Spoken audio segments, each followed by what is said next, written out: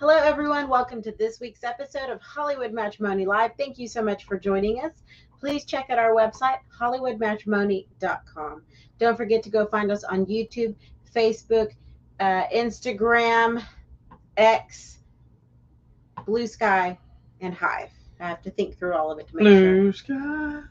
And I keep wanting to say something other than X because that's Twitter? because that's a dumb name. Say Twitter. I don't give a shit. X is dumb. All right, we are going to talk about some movies today. Let me go tell everyone to come watch the show. Please hold. Let me go share. Oh, look, we're doing a live video. I should go talk about it. Do what? We're doing a live video. It said so on here. All right, babe. I need you to talk about a movie. What do I need to talk about? Why don't you talk about it? Do you want to talk about this first, or do you want to talk about a different one? I don't care. I guess you're going to force me. I'm in the middle of doing something, but... Oh, are you... Tell me when you're done, then. Well, why don't you just start talking about things? Okay, well, I will. I mean, I can talk about whatever. It doesn't matter. I'll talk about our afternoon outing. I'm just going to start right here, then. Is that the biggest movie of the week? That was the biggest movie this weekend. Well, let's just talk about that. It's not the biggest movie in my book, but it might be in financial numbers wise. Wow, okay. That's weird. I'm being honest. So we are talking about the new Despicable Me movie. This is Despicable Me Part 4. Which actually came out on July 3rd. It did, but we just saw it because we didn't want to go, I think, during the holiday for fear there might be too many kids. Well, no, actually, that one ended up being... And then I think I was busy. You were running around and doing things, and I had time off, and then I was like, So the plan was to go Thursday. Yeah. And then you ended up running around or something. Yeah, I don't know. Part of the day. Then we ended up doing a bunch of physical labor all day Thursday. I was super annoyed. Yeah. I told my class on Friday that I'm like, I did more work on Thursday when I was off than I do when I actually have work days. Maybe in your theater you got one of these cool coloring pages of the Minions, and it's also an activity sheet. It's a word find and a maze search, and yeah. So it's pretty fun. So they were giving these out at some locations, maybe near you. Fun. So we have to talk about all the movies, though, because there are several. This is the 6th movie in the franchise. This is just way too much. So we watched all of these movies this last week. So there is obviously Despicable Me 1, 2, and 3. And there's Minions 1 and Rise of Gru. And this franchise has been going on for 14 years. Started in 2010. Ridiculous that we are still... so enamored with the Minions. Well, what's funny is this is that kind of franchise that didn't really need a sequel. No.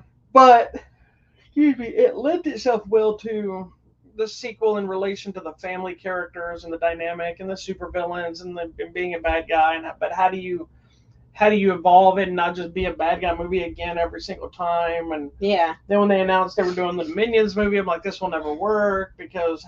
how can you sit the whole movie with these characters that you can't understand? And they're annoying and they're funny, but they're kind of those funny, quick jokes. Yes. And it can wear thin very quickly.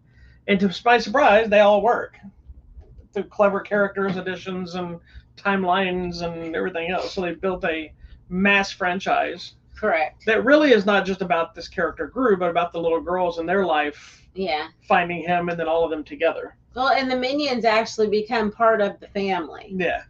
We start off... at least like 4 of them are. Yeah, I mean, we start off with Stuart, Kevin, and Bob, and later on we get Dave and whoever. I mean, we got others that we know the names of the Minions. Right. Like in this one, I think it's Dave and somebody. There's the one that takes care of the dog, the one that takes care of the girls, and, it's just grown over time. So... do you have a favorite overall before we get into this one? I have to say, and this is kind of silly because of my reasoning, because he doesn't really even play a bigger part into it, but I think the Minions Rise of Gru is one of my favorites. Really? Like, I love the first one. I love the Gru character, and most of that's because of Steve Carell. I love that he looks like Uncle Fester. And then I love that his legs are way too skinny to hold his body up. Yeah. And I just love the character designs. And the Minions used to annoy me a little bit, but I think the 70s vibe of the Rise of Gru, and then of course Van Damme does a voice in the movie. He's Jean-Claude. Yeah. Of that Furious 6 or whatever they are. That I think that one, when I rewatched them all, that was one that entertained me. But Despicable Me 3 with his brother had me cracking up just because watching his brother whisk his hair around and his ridiculous look. It was ridiculous. But I actually like all of them. I think the first one's probably the best overall film because, again, it's that typical thing. You don't know what you're getting. You walk into it, you're meeting all these characters. But I think the smart aspect is it's been a constant evolution. Right. What about you? I really like the actual Minions movie. Because I find the narrator, whoever the narrator is, just so funny. He's like, these are minions. And the minions want to do that. I mean, I just think it's funny because it's like you're watching one of those old school animal documentaries and it's just about minions. It's funny. It sounds like the narrator reminded me of when I was rewatching the Anchorman movies because there's the same kind of narrator. It's ridiculous. It is absolutely ridiculous because it shouldn't be as funny. Are you trying to see who the narrator is? But yeah, and I'm like, who's the narrator? Jeffrey Rush. Well, that's interesting.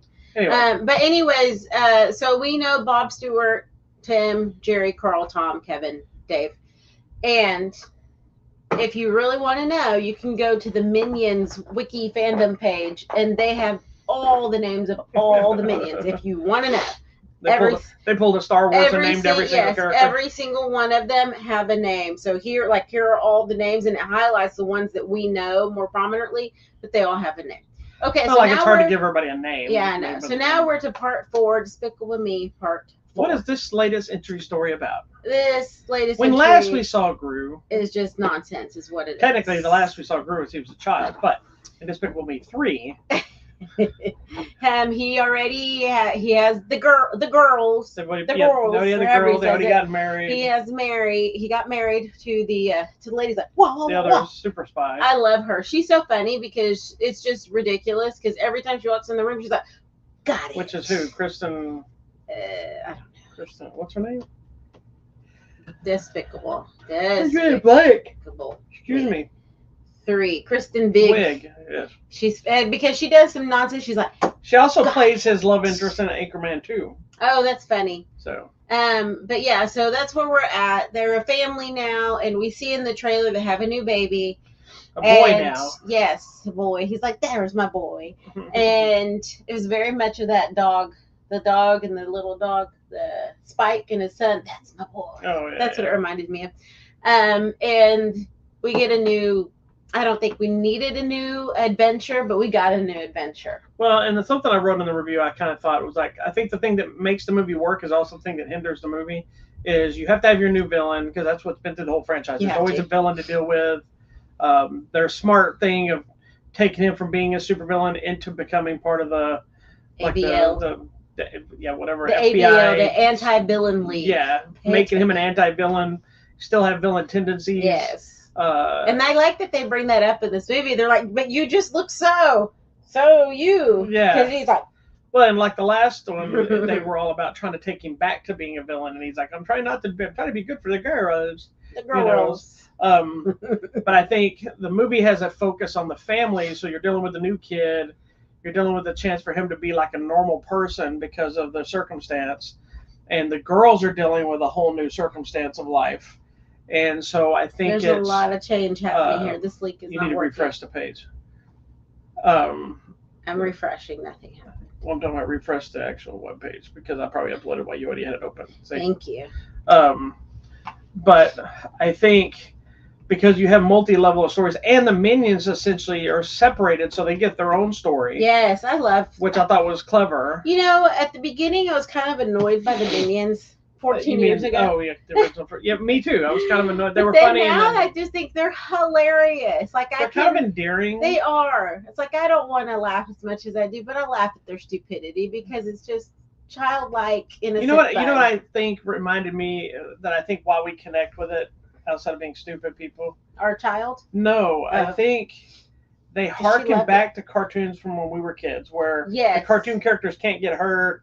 They didn't really talk. Yeah, they just do a bunch of stupid things and nothing affects them. You know, somebody falls off a cliff and they're up to 5 seconds later like nothing ever happened. Exactly. And in this, it's like if you see Gru fight somebody, he gets punched, he's hurt, he falls down. The minions do something and nothing ever really happens. And everybody just laughs and it's just a good there's no circumstance. So it kind of has a Three Stooges element mixed with the old cartoon stylings of chaos. Yeah, I liked it. I think they're just funny. They do dumb things. They do dumb things. But I think, and I can understand why they might irritate people. Yeah, what I was saying is that I think that's also the problem with the movie is as much as I enjoyed this movie, I did enjoy it very much. I like every movie in the franchise. And I would obviously watch this one again and look forward to watching it again. But I think because there's so many layers of what they're dealing with, that it sometimes takes away, it gets lost on itself, but also takes away some of the impact of maybe some of the little heartfelt beats they're trying to throw in there, because you then immediately shift to the minions, or then you immediately shift to the supervillain, and then you immediately shift to the kids and dealing with their stuff. There's some stuff like it just got to be so back and forth sometimes. You're never really connecting with any of it. Mm-hmm. Yeah, because there's like 4 different stories happening. Yeah, because then they introduce a new kid. Yeah, doing something I else. like Poppy. Yeah, I love her. She was funny. But anyway, there's a lot happening in this movie. I think there's something for everyone. We saw it this afternoon with a good crowd, and I think the kids were in our theater fairly well behaved. Somebody fell down. Somebody absolutely busted it. You could hear it. And it heard thud, and then everybody was like, and I'm like, did somebody fall down? And I go back and watch my movie. Yeah. Well, nobody cried, so I'm going to assume it was an older person, which I feel even worse than an adult would fall. I don't know. I couldn't tell if somebody fell on the steps or somebody fell out of their seat. No, I think they fell like between the seats and I was the assuming aisle. it was a kid playing around and fell down. I don't know, but they busted it hard. Like they went down. Anyways, Despicable Me 4 is out in theaters now. I think if you're a fan of the series or if you like the Minions, you will like this entry. Yeah, it's a fun movie. I enjoyed it. There you go. Okay, next, I do need you to tell me about this movie that you saw. It's on the Netflix. The latest entry that we never thought we were going to get of Beverly Hills Cop Axel F. So back in 1984, Beverly Hills Cop kind of was Eddie Murphy's first foray into leading man. So I don't remember. I don't think he had done 48 Hours. Maybe he had done 48 Hours already, or some other movies. But this was the first one, I believe, where he was like the leading man. He turned down being in Ghostbusters for this. Oh. Because he saw a chance to be the leading man instead of another ensemble. Not the ensemble. And so, yes, Eddie Murphy was supposed to be one of the original Ghostbusters. And Beverly Beverly Hills Cop is fantastic action comedy. And obviously it spawned 2 films. Beverly Hills Cop 2 is great. I like Beverly Hills Cop 3, but it is not a good movie. And Eddie Murphy does not like that movie. He's publicly talked about it. And there's actually jokes about it in this movie. Taking jabs at the 3rd movie and whatnot. And there have been talks for a long time about making another Beverly Hills Cop. They even were doing a TV show at one point that they shot a pilot for, where it was going to follow Axel Foley's son. And Eddie Murphy actually made an appearance in the pilot episode. And then it didn't get picked up, so they just kind of dropped it. We all thought it was dead. Yeah. But here we are. I think after he did Dolomite Is My Name and Coming to America 2, I think it kind of got him back into the feel of let's revisit this. And so here we are with Beverly Hills Cop Axel F. And I will tell you this, the main cast are all back as well. They're in the trailers, but all the what is their names? I gotta look at Judge Reinhold, John Ashton, I believe, were the 2 partners that Axel Foley was always tormenting. Bronson Pinchot shows up for a small cameo because he was in all the movies as Serge. And then we got some new people adding in. Paul Reiser returned as well. Wow. He was in I believe in 2 and 3. I don't remember if he's in the first one or not. And then of course this time we got the additions of Kevin Bacon, as well as Jonathan Taylor Thomas. Wow. Joseph Gordon-Levitt. Jonathan Taylor, the Toolman's kid? Yeah, no, not that guy.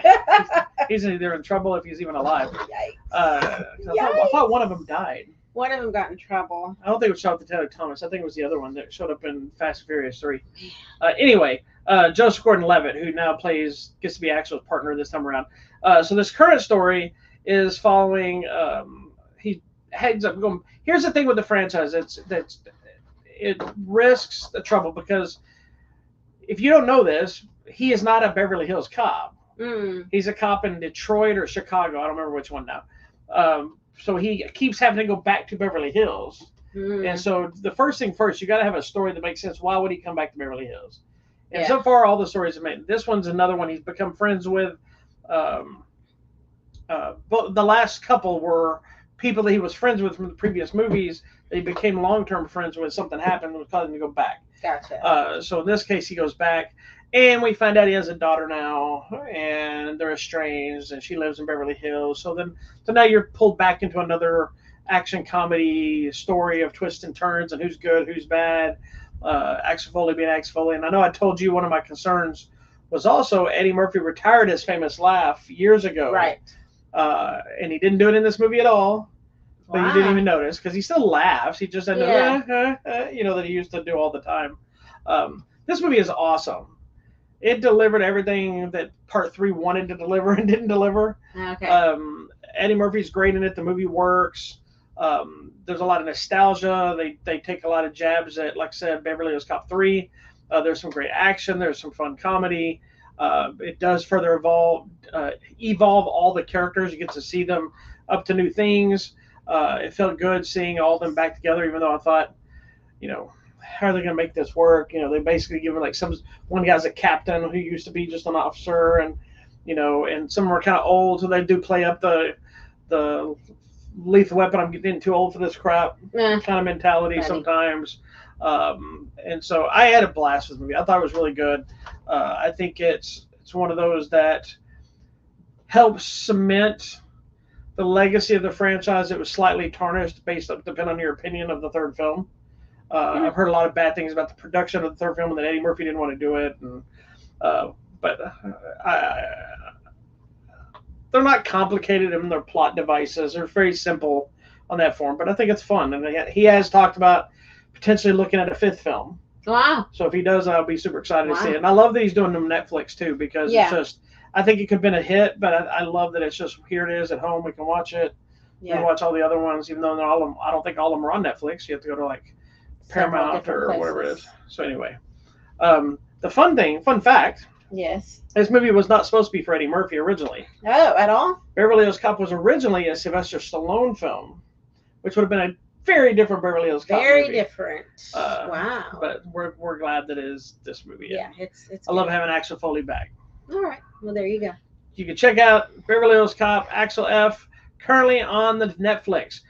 Definitely, if you haven't in a long time, or if you haven't at all, watch the other 3 movies, because they do take a lot of jokes from those movies, but they also harken back to some things in those movies that, like the entire Bronson Pinchot Sarah's joke is a running gag that's from every movie. So you won't get the joke. It won't make as much sense or be as funny if you don't.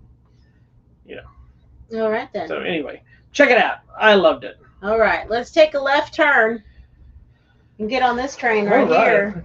It is a train. It is a train. It's the movie Kill.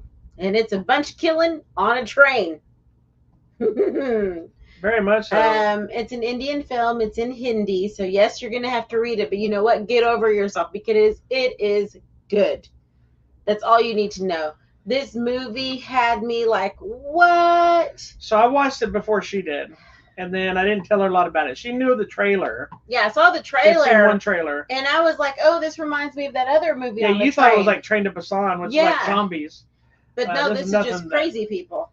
This is almost a John Wick-ish type, I guess is it, John Wick type flick, where it's basically, there's very little setup, just so you know who the characters are. The movie's about a little under 2 hours, I believe. There's maybe about, 20, 30 minutes setup and independent dialogue, and the rest of it's just a nonstop fury of violence. Yeah. So basically, our main guy is a military guy. He's in love with the lady, but because he's not high class or whatever, he's just a working military dude. Her father decides. He's a commando. Okay, fine. A captain or whatever. The father of the girl decides that she needs to be engaged to someone else a little more high class. Thank you. So she tells him, he goes to try to steal her away from the wedding party thing. It wasn't the engagement party. And she's like, no, don't do that. It'll embarrass families. But I'll be on this train to whatever with my family. Come get me there. So he. Well, I think they were gonna. I think they were gonna meet at wherever the train was going. Okay. And when they got there, it's kind of not that important. It doesn't matter. He's all on of them the are train. on the train now. He's on the train to try to go get her and steal her away, and they can go live happily ever after. See, what I thought the story was going to end up being was that there was the stereotypical, oh, we're going to kidnap these people for money, this and this and this. It's a standard train robbery. It's just some crazy people robbing all these people on the train. But because he isn't having it, it turns into way more.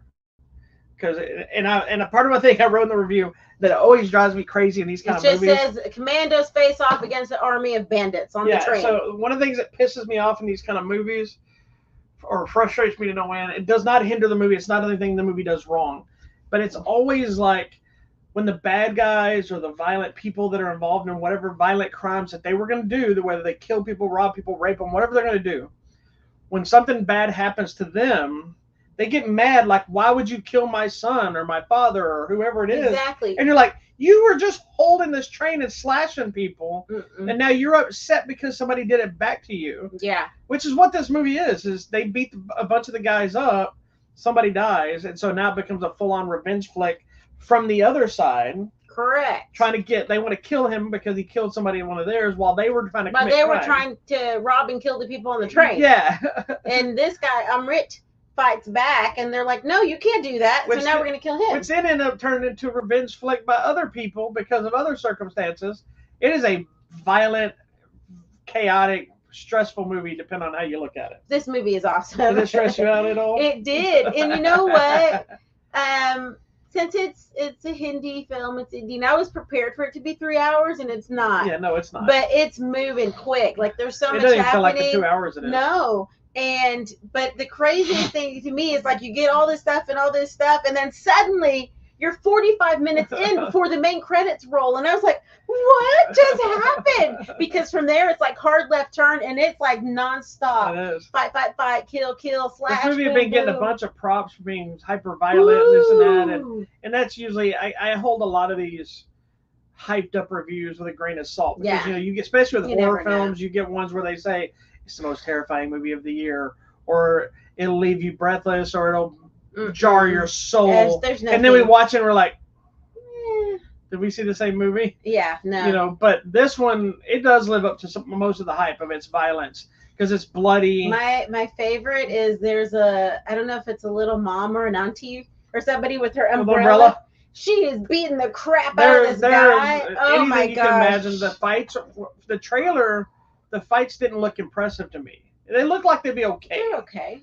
But the movie, when you see them together, they're really, really good. Really well done. And one thing I'd like to give them props to that a lot of movies don't do is while this guy is the lead, he has a friend who's also a commando. Yes. Who's on the train with him, and he's in on the action for most of the movie, and he's just as much of a badass as he is. Yes. And so you're getting to watch them both kick ass, and of course, like with any situation, stuff happens to the other guy. So they got to kind of mix up because you got to have somebody to be kind of a foil, whether it's a prisoner or do different things and fight back in a different way. So I will give them credit because usually they kill those kind of characters off right at the beginning so the one guy can be the right. But the no, star. they let it be more ensemble-y for a long time. Yeah. The other thing I thought was impressive is you are on a train, and so you have like this much space until you get into the between the cars. So I like that they use the between the cars and the open little kind of bathroom waiting area thing. So they do use good space, but then they go back to this and they do really good use of space. And there's, moments where you just have like dead bodies pushed to the side and the slick areas and people walk. I mean, it was very well done. And I like too that they don't always clear every cart for the fight scenes. Right. Like there's scenes where there's just random passengers sitting there and two people are fighting around them and they're just kind of doing this and like somebody's slashing a knife at one guy, but it's while it's slashing at this other person.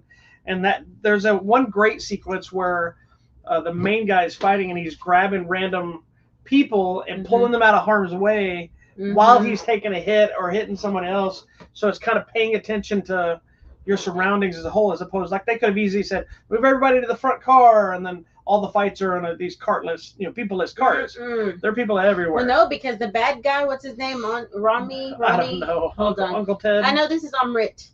The other guy's funny. So he's grabbing people to use them as human shields. He's Yeah. a jerk. And then he's the one that's like, why are you killing my friends? Like, dude, you were over here robbing and slashing us. Calm the heck down. And then, the funny one is like his uncle, Fani's uncle, was not really on board with this whole robbing thing. Yeah, and he is the most unmenacing looking guy until he's like angry or hitting people, and then you can say, okay, I can see that guy is probably just an asshole. Yeah. And smacking people around, but he's not. He didn't really have I could also see that same actor playing the nice father in another movie. Hear that. So it was kind of an interesting casting that I think they still work. And then all of the girls' family is just like sweater vest men. None of them are fighters. They're just like, I'm telling you, the auntie with the umbrella was the most dangerous person in that family. Well, there's crazy.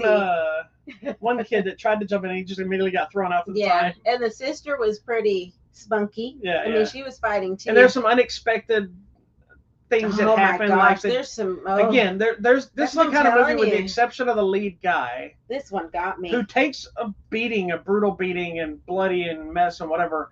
No one is safe in the movie, so it does give you more of a sense of, oh crap, they may all get away with this, or all these people are going to die by the end of the movie, or what happens. It's not just the normal, like, okay, we know these 3-4 people will stay safe. Because they lead you to believe that until one of them ends up dead, and you're like, yeah, it's shocking, heck, man. And it's brutal too. It's not even just a simple death, man. So, but the other thing that I appreciated with this, because when you have these movies that are so violent and bloody, is they did really well with the continuity of your blood and your splatter and markings. Like if you walk back through the train, you see where certain things happen. And they just leave the bodies there. So I appreciate that. But also props to the one dude that just had to sit like this for like an hour while everyone's fighting around him. So it's a really good movie. It is. It's a great action flick. It is hyper violent. Yeah, so it was good because I was like, ha ha! I was over there laughing. It is hyper violent. It is. Blood level is can be almost horror film level blood sometimes. Kind of up there. It's not gratuitous, like spraying everywhere. Or whatever. No, but it's just so many things happening with knives and guns and hammers. And hatchets and and umbrellas. Stuff that's happening. Umbrellas, screwdrivers. Ball peen hammers. Just whatever tools are on the train. Yeah. So there's so much of it. It's just people are getting cut and chopped and smacked around. So it's fantastic flick. Yeah, it's just good. You just need to watch it. I love this movie. Check it out. Where would I watch this movie? It's in theaters now. I'm assuming it's limited because of being a foreign film. I will tell you this: if it gets nominated for foreign film, it won't. But I'm going to be nominated again. I hope so. Why not? RRR did. Yeah, but RRR was also. It's in a league of its own. Full on. That was a full on 3-hour movie. That was a 4-hour movie. It was awesome though, and it had full dance numbers and sweeping love scenes. I don't know if Kill will get nominated. And the random guy swinging through the air on the flag and.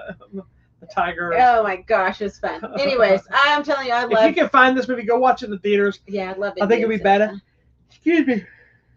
Anyway, check it. I think it'd be badass on the big screen, but I'm sure also it probably won't be long before it shows up on digital. Yeah, on the line. So definitely check it out. I think you'll dig it if you like violent action flicks. All right, next. This is the last one, isn't it? This is the last one. So our last one is a franchise. And it's a weird franchise because it's one that was never really promoted the previous entries in the franchise because I think it understands its audience. Yes, it knows. If you know, you know. Yeah. And there's only one movie in the franchise that you can watch and it stands by itself. This is the sequel to the movie X. And there's also a prequel, which is Pearl. Which is a prequel to the movie X. Correct. Yeah. So what order did you watch these in this week? So I went back and watched them in the order they came out. So you watched? I watched X. No. We watched the other way because we watched it together. We watched it together. We watched Pearl because you wanted to watch Pearl first. So basically, so you understand, Pearl is a prequel about a lady.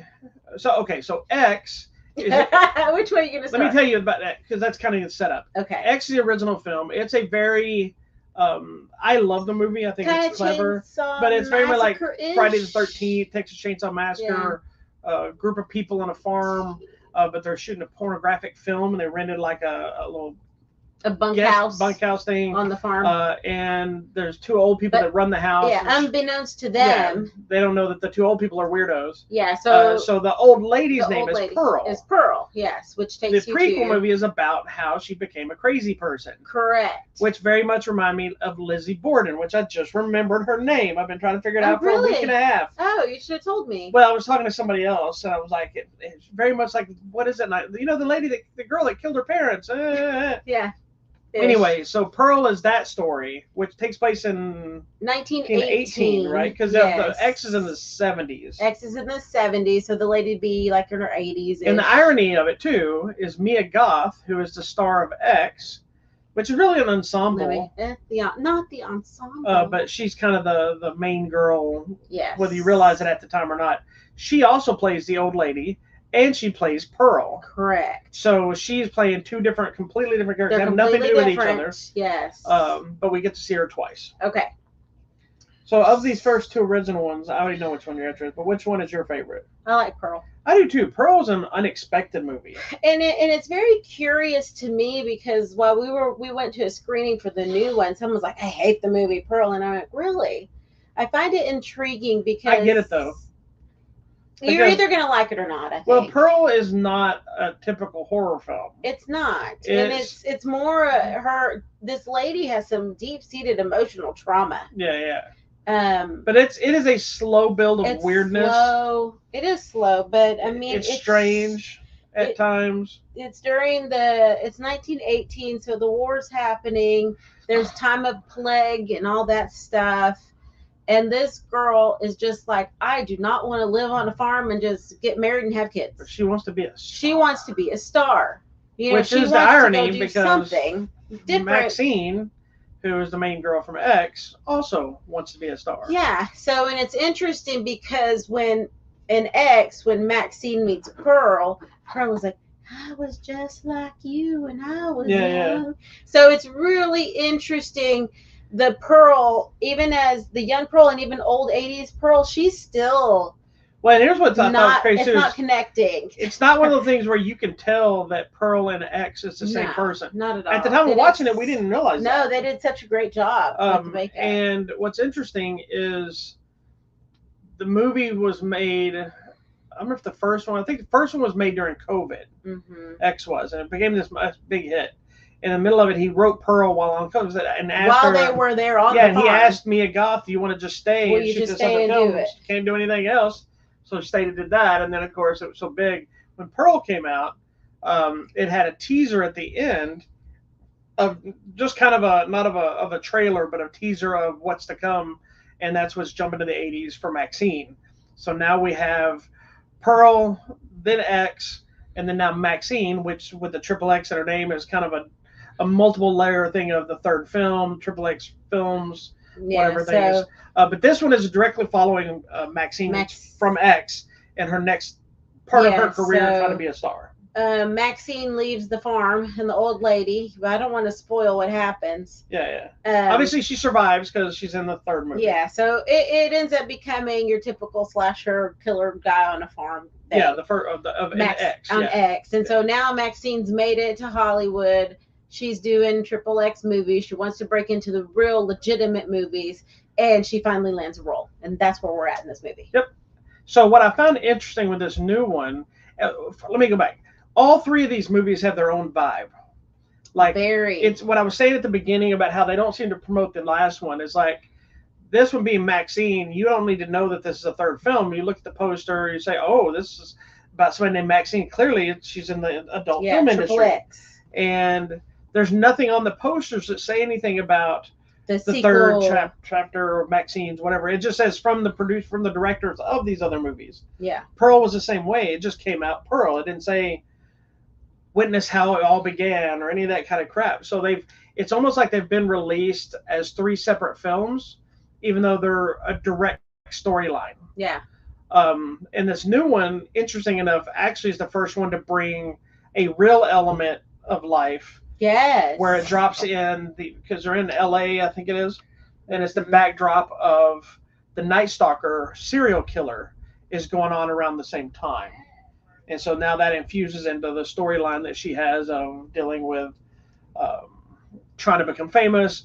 And I was very happy they did a little bit of PTSD of what she Yes, went through. I'm glad that it gets brought up of the stuff that happened on the farm, because at one point she's like, "Do you know what happened the last time someone tried to kill me?" I won't tell you what happened, but I'm just saying at least it's coming back and it harkens back to it. So there's connection there, and there's a lot of connection to the first movie. So you do need to see the other one. You need to at least see X. Yeah, this one you can do without Pearl. Yeah. You shouldn't, because Pearl's fantastic. It's a good movie. But Pearl Except is for that one guy that's like, I hated that. Yeah, movie. Pearl is its own thing. And it's literally just about the one character from X. And it is very much the vibe. And then the other one's very 70s vibe. Yeah. And this one's super 80s. I loved every single Oh, song. I know you in did, this. because I know you. I already knew going. I was Anything you like, watch the 80s, I already know you're going to get into it, because you get the music, and this one is. And I like the aesthetics to this one of the Hollywood. This one I just thought was so cool. Just that drive through the back lot. Yeah. And where we end up at that very iconic horror place. I don't want to give that away too, because I was like, this looks familiar. And then it's like there, and they're like, oh, so it's almost like a callback. Yeah. While being part of the idea of the story, but also vintage Hollywood. Yeah, but then also we do see she is traumatized and suffering from what happened in the previous movie, which usually don't get a lot of that outside of like maybe the Halloween franchise or where they started dealing with little, it. like, I know, but they usually where you can tell she's traumatized. The trauma that usually go with a lot of these other movies like that, and I'm not saying none of them ever do it, but most of the time it just makes them a stronger person. Correct. And they're ready to fight back. And and she is. She is, but she still has weird dreams about stuff. Yeah. And is bothered by stuff, but she's also not a victim. Correct. Like there's a moment that you think she's facing off against somebody, and you realize she's like, you picked the wrong bitch. No, and I think that was the other thing. She finally has people, like a support system around her. Yeah. It's some jacked up people that she leans on. I mean, these are not nice people either. No, but they seem to care about her. But they care about her. And she has people now that she can really count on, and I really like that. I did like some of the kills in this too. There's that one where that guy got flashed like on the face, and there's some other thing where she's fighting back that's kind of grody, and I was like, ugh, but I got it, and I was like, haha. Well, I know there's an element that bothers some people about the Night Stalker backdrop. Yeah. I love the reasoning behind it. And then there's a fun twist that none of us really expected, which happens rarely, because we're like, who could this be? Yeah, because anytime we're watching a killer movie, I'm like, who could it be? Yeah. I'm like, what were the clues? What did I miss? And in this movie, the entire time, that the idea of having a serial killer in the background, okay, it's going to be part of this story, and it is. Yeah, it is. But maybe not in the way you think it is. Not the way you thought. And then they harken back to something else that you never would have pieced as part of it. It's an important, pivotal part of her entire existence, but not something you thought would have played into this part of the movie. Yeah.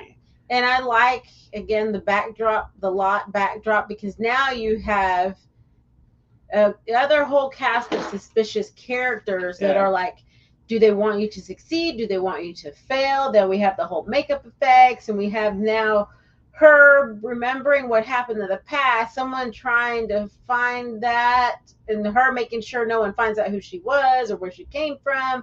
But then now she's dressed in this whole costume. It's like, can you be this person but be this person? So there's multi-layers to her, and I gotta give her props. She does Mia Goth is fantastic. Like, she's amazing. I still think her best is that monologue she gives in Pearl. At the end of it is such a powerful, and it's all on her face the entire time, and it's heart-wrenching and angry and then at the end she's like, but we're still friends, right? Yeah, it's just like, Jesus, you're not going to tell Howard, right? I remember us sitting and I'm just like, I remember us sitting through that movie and going like, this bitch. And then the other lady's like, yeah, so I gotta go now. Right. And she's like, but you're still friends, right? You're not going to tell Howard. But and I love that kind of carries in to X from Pearl, because her hatred for like blonde girls. Yes. It's because of that, and that carries over. And then irony is her becoming a blonde girl. She becomes a blonde girl because But I really love this franchise. I can see why some people don't connect with it. I can see why some people look at it as not all overly original, because but I see something different. I see somebody taking a chance by creating a trilogy of films that don't have anything to do with each other, but have everything to do with each other. Yeah. And you can watch, like I said, you can watch X by itself and never see anything else. You can watch Pearl by itself and never see anything else. Maxxxine, you can watch it for the most part, but there are elements there are elements that harken back to X that are very important to what kind of the main finale. But I really dug this film too. I was not disappointed. I agree. So if you haven't seen X or Pearl, you definitely need to watch them first. If you watch them and you dislike them, don't bother watching Maxxxine because you probably won't like it either. Yeah. It doesn't change the vibe to my opinion where one's better than the other kind of thing. You know, it makes the things better. It's not that kind of thing. It's a consistent story that I think is really heavy, and I would love to see more. I could see different elements of where it could go, but I hope at the same time I hope it doesn't because this has a good kind of cap. My only problem with this movie, I don't think I got to tell you, is I think it had a missed opportunity where there's an. I want the shirt. I will not accept a life I do not deserve. Well, that's what I was going to tell you. There's this ongoing speech that she says. Yes. That was told her by her father, who's a minister, which plays into the whole mentality of her pornographic. Yeah, you need to watch the first one. That's why X is important because you get a lot of that. But the idea of, you know, anytime she was fixing to get on screen, and I think in the first movie and those, she always tells herself she's a star and this and that. There's a scene in this one where at the end of the movie she looks into the mirror and she's like, "You're a fucking star," but then it moves on to a further part of the story. I'm like, that would have been the perfect ending for me. Is like, just leave it. You've made it there. You've done this. You've said that final line that you've been saying this whole time, and now that line actually means something. Yep. But I also find it was also clever on how they ended it too. So yeah, I think it's a great movie. Yeah. You need to check it out. I hope that you'll be okay. So give it a try. It does get a little bloody. There obviously is nudity because you're dealing with some pornography stuff. There's not as much nudity in Pearl. No. I don't think there's as much nudity in this one as there was in X. X was much more, but there was also they were shooting a. What's her face's? I've read a thing about her recently. The blonde girl that's in that movie. From Pitch Perfect. Yeah, she's from Pitch Perfect. That was her first nude scene, and she was like, she felt really, the first time in her life she had felt comfortable in her own skin in this, and that's why she did it. She went all in. Yeah, she did, and she's great in the movie. Yeah. Fantastic. Love this franchise. If you don't, I'm sorry. That's okay. You don't have to like what we like. Oh, yes, you do. Unless you're that one guy that if you don't like, he's going to F-bomb you. That's right. We know who you are. We know where you live, dude. I know, right? Why would you tell us on our public movie site that we're just reviewing movies? So for anybody who doesn't know what she's talking about, let's talk about that. We're not going to give names or anything like that, but this isn't the only person I've had this issue with, and I don't argue anybody's opinion. But if you say something that was just, I think, blatantly rude or blatantly he's racist, biased to something that makes you seem like you're racist or makes you seem like you're hateful, I'm going to say something. Yeah. And I always take and part of it's because I'm being a dick. I always take the very polite route because I refuse to engage in an argument. Really? Engage? Thank you. Sorry. Engage in an argument to fuel people's stupidity. Yeah. And so I had an individual who commented on a post I made. And I'm not even going to tell you the name of the movie or the post because I deleted all the posts. Most of it, I would have left them if there wasn't foul language because I don't believe in censoring people, but I'm not going to have foul language on our public site. Yeah. I don't think that's inappropriate. I also don't post foul language. I speak like a sailor in my real life, but I don't post a bunch of foul stuff on social media. Anyway, they made a post about something I posted about, just a movie trailer or something. And the idea was, they said, I bet you it's the way this is going to lean. Basically referring to, it could have been about society and the wokeness, whatever, but it very much had more of an implication because it was dealing with black people. Race relations. And that's how it came across. And so my comment was, your comment speaks everything, but you clearly didn't read the synopsis because the film itself was nothing about what that person was implying. I was open for discussion. It's to something extent of it speaks everything about society and then F you. So I'm immediately like, okay, well, you're just going to resort to cussing or whatever. I guess we're not able to have a conversation. And I said, have a good day, which then got responded to F off. So I had to say something else again. Then again followed to have a wonderful day. And then we got unfollowed. The funny part is we know this person personally. We know where they live. So why would you say things like that? That's not even a keyboard warrior kind of thing. That's just like blatantly attacking somebody you know personally.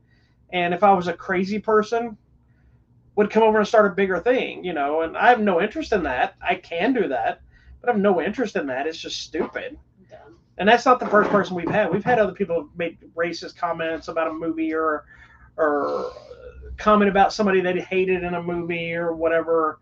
And I'm like, whatever, everybody's opinion. It's just ridiculous. Like, if you don't like something, if you don't want to watch something, then just don't watch it and move on. Why? I don't understand the need to just attack for attack's sake. You know, like if you posted something about Twilight, I hate the Twilight movies. I'll tell you. And I might the books are better, I'll give you I that. might, because I know you or a friend, I might post like, don't watch that trash. But if it was a random movie site or a stranger, I would never come into somebody's review and say, you're stupid. This movie's awesome. Y'all are dumb. Y'all don't know what you're talking about. It's everybody's opinion. That's what I'm saying. You might not like the movies we like. That's okay. No, I have a reviewer friend that we disagree on a lot of stuff. I think it's because he's not American and our comedy doesn't land. I told him the other day I disagreed, and I said, oh, wait, I think we're supposed to fight now. And then he posted a video, like a little GIF thing of a karate guy, and I said, oh, you won. And I put bowing to him. Those are the kind of engagements you should be able to have with a person because you're an adult person with a brain, not immediately go towards anger and cussing and violence and whatever, you know. And I teach people to fight for a living, but that doesn't mean I need to fight people all the time. I will, but it's not necessary, especially over something stupid, you know. And they unfollow me, so they're probably not going to ever see this unless, I don't know if they watch our show or they follow this page. If they do, they may comment on this as well. I'm not going to say names. I'm not going to post anything about them because it's not worth my time. And I don't care one way or another about them. I don't hate them. I'm not mad at them. I just think it's weird. I just don't want people. I mean, I just don't think just because you don't like a movie, you want to start a fight. Like well, yeah, and fandom has gotten the worst. Like Star Wars fans are the worst, and it's gotten to be like everything is hateful. And if you're that person, you've become like a rebel or a leader. If you're the person that stands up and says publicly that you like Force Awakens, because you're standing up against all the people that say, oh, you're wrong, it's trash, blah, blah, blah, blah, blah. That's okay. You know, and then, oh, this is woke and that's woke. And I don't think people even understand the term woke. Woke has been turned into something that's bad, which woke mentality is really something about that you just woke up and you can see the truth of life. I don't even know, man. So it's too much. Definition changes. What you do, like I know. What you like. Definition changes. People have their opinions, and I firmly believe everybody's welcome to their opinion, whether it's politics, religion, anything else. Your opinion is not my opinion, and I don't care. Mm-hmm. But don't try to make your opinion my opinion. Yep. If you want to have a discussion, I will discuss anything you want every day. Absolutely. But if you want to fight, there's only one kind of fight I know. And so since we're probably not going to do that kind of fight, I'm not going to. Well, no, because anytime you've told anybody, okay, let's fight, they never do. Even like that one kid's like, yo, I'll challenge you to a fight. And you're like, okay, get your mommy to sign a permission slip. And he did. I can't beat up a minor, so I need permission from their parents. Yeah, and if you're not a minor, come on. And that poor kid's friends left him there alone. Oh, when I agreed to that, they all backed away and left him standing there. Okay, and he was still talking trash until he turned around and saw his friends were gone. Yikes. I'm like, I'll be here until 9 o'clock. I'll get your mom to get up here. Okay, tell me what's going on. Sorry. What's going on? Sorry, we digressed. Sorry, that was an event that you happened. don't have to like anything we like. No. That's okay. I like a bunch of trash movies. I will admit it. Oh, yes, she does. I do, too, in a different way. And I do like gore and violence for no reason. Here's not something in real life, obviously. Here's something I want to say as a reviewer. I don't review movies from a standpoint of, I think you should take my opinion and that's what you should watch. I review movies just to tell you my opinion so you can help make your own decision on what you like. If you see a movie and you immediately say, I hate vampires, my review is not going to sway you into watching that movie, and nor am I trying to. If you hate something, then I agree with you. Hate it. Except for foreign films with subtitles. Give it a chance. Yeah, please.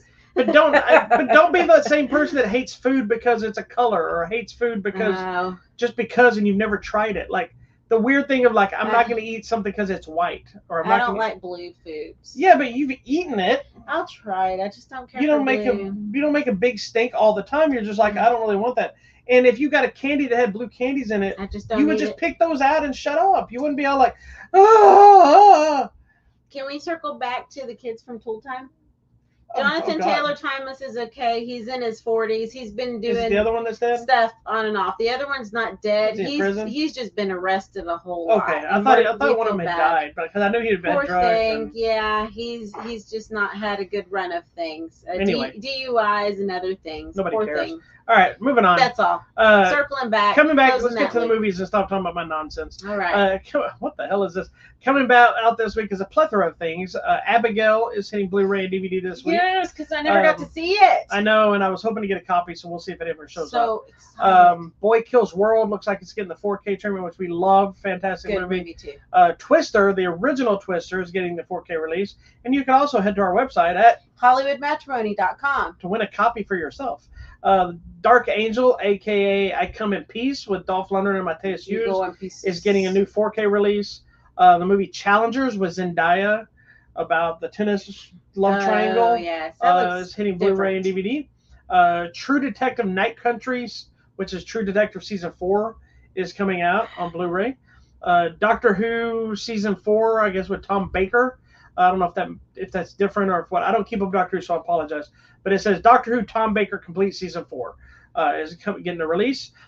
Civil War, which I really liked. I know you were hit and miss on it. The one with Kirsten Dunst? Yes. I love that movie. I know you were hit and miss with it. Yeah. It's getting the 4K treatment. The Boy and the Heron is coming out, which is quite possibly the final film from Studio Ghibli's. No, I just went blank on it. Anyway, that cute little man, and it's on the way here. Who draws everything by hand still. It's on its way here, so you can see it. Oh, okay. Because that documentary about him was so good. And lastly, Titanic the musical is winner of 5 Tony Awards. I didn't even know that was really a thing. Yeah. So I guess it's getting a home release. I have an update about that. That's pretty much stuff. Yeah. So this Tuesday on the 9th, there are a lot of things hitting Video Demand and Digital, some of those as well. So coming to Video Demand and Digital for you to watch in the comfort of your home is the latest movie from Russell Crowe, The Exorcism, not to be confused with The Pope's Exorcist. Okay, completely different thing. Yeah. This is the one we talked about a few weeks ago where he's an actor playing a priest doing an exorcist movie. Somewhere there. Video Demand and Digital, Civil War, the one that you just mentioned, is also coming to 4K. It's also going to be on the line if you'd like to watch it there. Titanic the Musical is also going to be online if you'd like to do Video Demand and Digital of that. Also coming out on the line, a movie called Dragon Keeper. This looks really cute. It's an animated feature. It's set during the Han Dynasty in China about a little slave girl named Ping who has the courage to become a dragon keeper. It looks really good. The movie The Bike Riders, that I feel like had such a short run in theaters, is now already going to hit digital. Well, it's going to be the $20 digital. Yeah, so it's still in the theater. Check it out. Tom Hardy, Austin Butler, Michael Shannon, a bunch of great people. It looks really good. Also coming to Video Demand and Digital, it's an animated feature called Arena Wars, looks like. Set in the year 2045. That sounds like something Eric Roberts would do. That's what Eric Roberts is in. Criminals, I think it looks animated feature, doesn't it? What? Does it look animated? I don't have my glass on. I don't think it is. Gosh. Okay, never mind. Then rewind that. It's not. It just looks like a crazy poster. Never mind. Scratch that. It's a real movie. It's an action thriller. Okay, so it's in the year 2045. Convicted criminals can compete in a televised event called Arena Wars. They have to survive 7 rooms of vicious killers to be able to win, and they get out. If they win, they get their freedom. Also, Video Demand and Digital, movie called Exposure. It's a traumatized man who's really just trying to deal with these issues. He keeps thinking someone's trying to poison him. His wife, though, says, you know what? You need to go to some therapy, and the only way to do this is through extreme exposure therapy. So does that mean they're going to poison him? I don't know. Sounds weird. Also coming out on the line, this is still Tuesday, guys. There's a documentary called The Mandela Effect Phenomenon. I had not heard about this, but I'm going to go research this. It sounds insane and crazy and yet somehow interesting at the same time. There are millions of people who claim that they are here from an alternate reality, that the TV shows, famous people, and even like the writings in the Bible, where they come from, is different than what we have right now on our planet. So they swear that they have been transported here from a parallel universe, or that some supernatural force has edited human history and that the rest of us are not seeing it, but they do. Just this small million group of people can see it. It's the Mandela Effect phenomenon. Also coming out online, Rendell Cycle of Revenge. Was that part 2?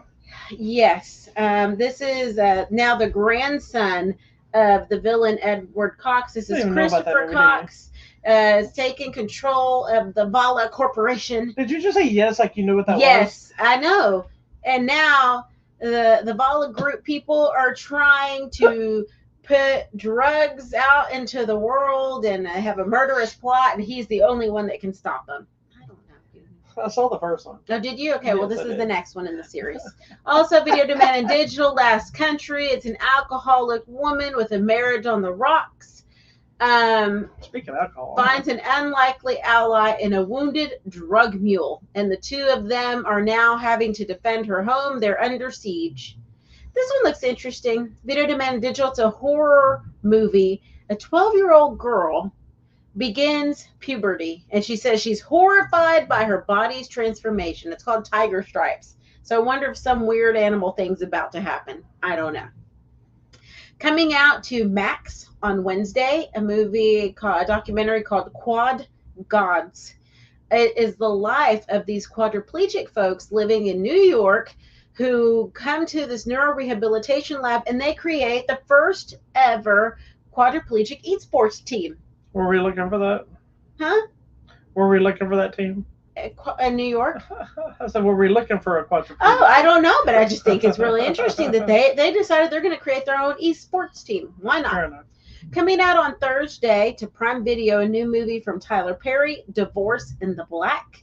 It's the story of Ava, whose husband has abandoned their marriage, but she is going to fight for them. But then she starts to find out all of the husband's wicked deeds. Coming to Netflix, Vanished into the Night.